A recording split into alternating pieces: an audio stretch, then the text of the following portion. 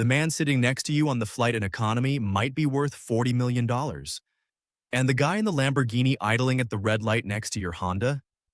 Statistically, he's 3 payments away from losing it. That's not a guess. That's Thomas Stanley's research from The Millionaire Next Door, a study that tracked actual millionaires in America and found something that broke every assumption we grew up with. Most of them drive used cars. Most of them live in the same house for decades. Most of them you'd never notice in a grocery store line. So here's the question that's going to bother you for the rest of this video. If wealthy people are quietly invisible, who are all the loud, flashy people actually trying to impress? I'll get to that. But first, I need to tell you about a guy named Daniel. Daniel was 28, an engineer at a mid-sized tech company in Austin, making good money, not tech millionaire money, just solid, comfortable, six-figure money. And for 3 years, Daniel looked rich. New car every 18 months, rooftop bars every weekend, vacation photos that made his college friends jealous. Then one Tuesday, he got laid off. And within 4 months, Daniel was selling his watch collection on Facebook Marketplace to cover rent. Here's what nobody tells you about Daniel's story. It's not rare. It's the default setting for how most people in this country handle money. They spend to look successful instead of building things that make them actually free. And by the end of this video, you're going to understand the 10 quiet rules that separate people who look rich from people who stay rich. Rules that have nothing to do with luck, inheritance, or picking the right stock. Some of these are going to feel uncomfortable, like one of them might make you angry. Stick with me anyway because Rule 7 is the one that changes everything, and I promise you won't see it coming. Let's start with the first rule, and it's the one that undoes everyone before they even realize they've lost. Rule 1, your car is not an investment, it's a confession. Every time you finance a car you can't actually afford, you're telling the world, and more importantly, telling your own brain that you need external proof of your worth. Wealthy people, the real ones, the quiet ones, drive their cars into the ground. Warren Buffett drove the same Cadillac for years before finally upgrading, and only because his daughter nagged him about safety features. That's not cheapness. That's a different relationship with money entirely. One where the car is a tool, not a trophy. Rule 2, stealth wealth. People don't talk about money, they talk about time. Notice this next time you're around someone genuinely comfortable financially. They almost never bring up what they make or what they paid for something. What they talk about is freedom. I took Friday off. I picked my kid up from school today. That's the real flex, and it's invisible to everyone except the person living it. Money that's loud is usually money that's borrowed, financed, or performed. Money that's quiet is money that's actually yours. And here's your first small reward for staying with me this long. A fact that reframes everything you just heard. The average lottery winner who receives a lump sum is broke again within 5 to 7 years. Not because the money vanished into thin air, but because they never developed the quiet habits that make money stay. They got the outcome without the identity shift, and identity, it turns out, is the entire game. Rule 3. The wealthy don't upgrade their lifestyle every time their income goes up. They upgrade their net worth instead. This is called lifestyle creep, and it is the single most effective wealth killer in America, more dangerous than any market crash, because it's silent and it feels good while it's happening. You get a raise, you get a nicer apartment, you get a bonus, you get a nicer watch. Each upgrade feels earned, feels deserved, feels like nothing. But stack 10 years of that pattern and compare it to someone who banked the difference. The gap isn't close. It's not double. It's not triple. It's an entirely different financial universe. Let me bring this home with something personal because I think you'll recognize it. Think about your uncle, or maybe it's your dad, or maybe it's just a family friend. The one who always seemed a little too frugal, drove the boring car, never upgraded the kitchen, packed lunch instead of buying it. Growing up, you probably thought he was just cheap, maybe even a little embarrassing at family gatherings. And then, one day, later in life, you find out he retired at 54 with the house paid off and enough saved that he never has to think about money again. That version of quiet, unglamorous discipline. That's Rule 3 walking around in human form. Rule 4. And this one stings a little. Stop financing your identity through debt. Credit cards, buy now, pay later, financed furniture, financed vacations. Every one of these is a way of borrowing your future self's money to impress people in your present who, statistically, aren't even paying attention to you. There's a strange psychological trick your brain plays here.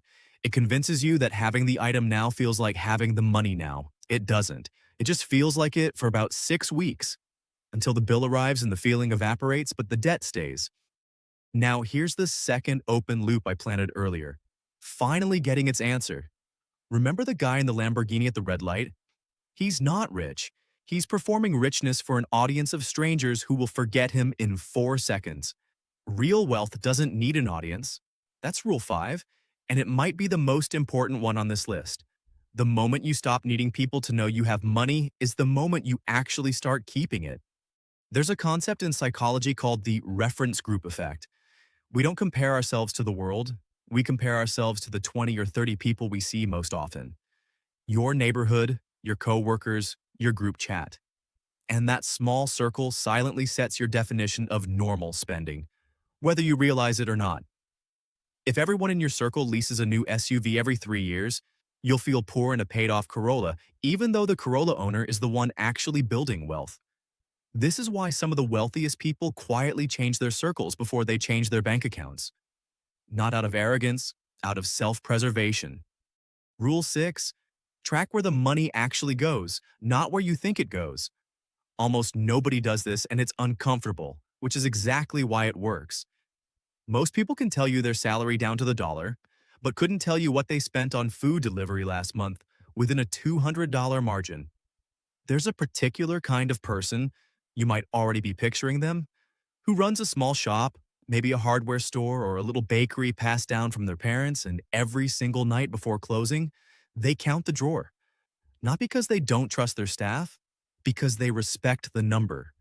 That habit, multiplied across decades, is why small business owners with modest storefronts often quietly out-earn people with flashier jobs and flashier titles. They just never advertised it. Here's your next reward because you've earned it by making it this far. A fact most people never hear. The majority of self-made millionaires in America didn't get there through a single big break, a windfall, or a genius idea. They got there through what researchers call boring compounding, unglamorous, repeated, unremarkable decisions made consistently over 15 to 20 years. No one is making a movie about that, but it's the actual formula. Rule 7. And this is the one I promised would change how you see everything else on this list. Ready?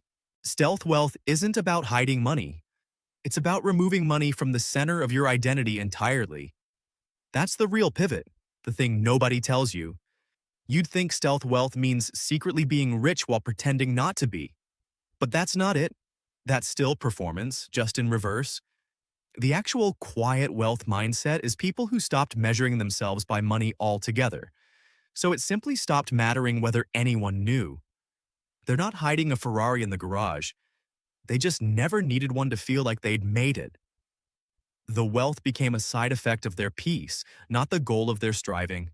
That single shift, from money as identity to money as a quiet tool, is what every single rule on this list has secretly been pointing toward. Rule 8.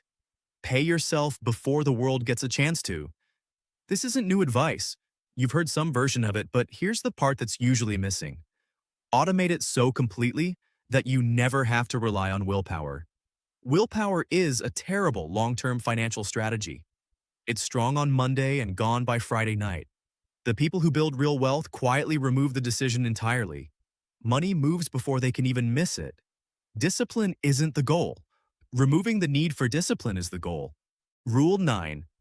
Own things that make money while you sleep, even if they're small and unglamorous. This doesn't mean day trading. It doesn't mean chasing some crypto tip from a cousin. It means unglamorous ownership. A rental room, a small stake in a friend's business, dividends nobody's excited about, a skill turned into a side service. The wealthy, quiet people you've never heard of usually have 3 to 5 small income streams running in the background. None of them exciting enough to post about. That's the point.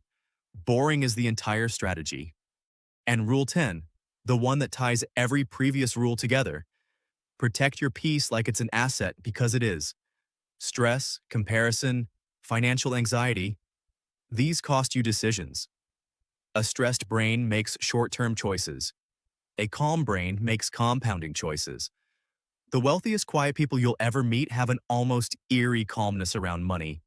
Not because they don't care, but because they built systems so they don't have to panic. Panic is expensive. Calm is free, and it compounds just like money does. So if you go back to Daniel, the 28-year-old engineer, 4 months from broke after looking rich for 3 straight years, here's what actually happened to him after that low point, because I think you deserve the ending. He didn't get a better job, he didn't get lucky.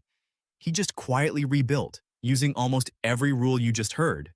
Sold the car, drove something boring, automated his savings before he could touch it, stopped posting the vacations and started taking the ones that actually rested him. 3 years later, nobody around him thinks he's rich. He still drives that same boring car, but he owns his time now, completely.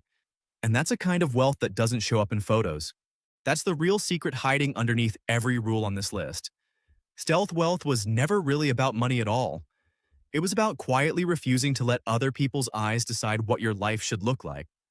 The loud version of success is rented. The quiet version is owned. And once you see that difference, you can't unsee it. Every flashy car, every flexed vacation, every look at me purchase starts to look less like winning and more like a very expensive cry for approval. You don't need anyone to know you're doing well. You just need to actually be doing well, quietly, on your own terms, for the rest of your life. If this resonated with you, like the video, share it with someone who needs it, and subscribe to continue this journey with me.